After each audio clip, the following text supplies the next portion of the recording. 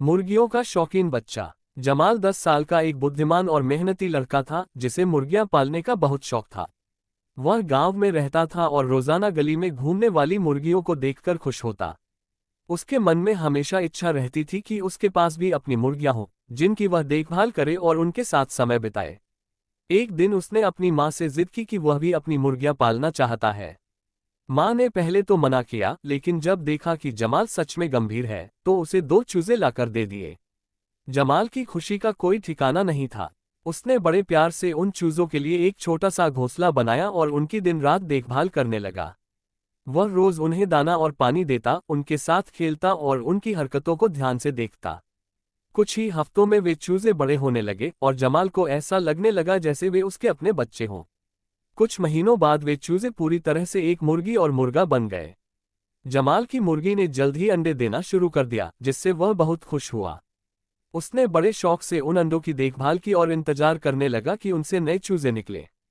जब पहली बार एक छोटे चूजे ने अंडे से बाहर निकलकर चूं चूं की आवाज निकाली तो जमाल की खुशी देखने लायक थी। एक दिन उसकी मुर्गी अचानक बीमार हो गई।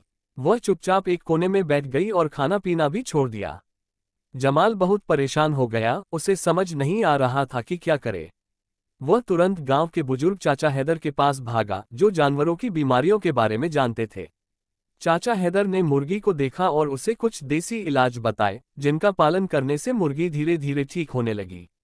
जमाल की मेहनत रंग लाए और जल्द ही उसकी मुर्गी फिर से पहले जैसी हो गई।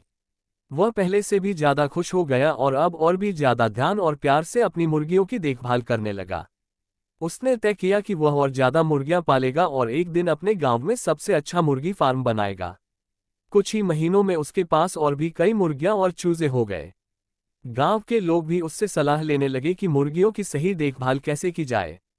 जमाल को अपने शौक पर गर्व महसूस होने लगा, क्योंकि उसकी मेहनत से न केवल उसके घर में खुशहाली आई, बल्कि वह दूसरों के लिए भी एक मिसाल बन गया।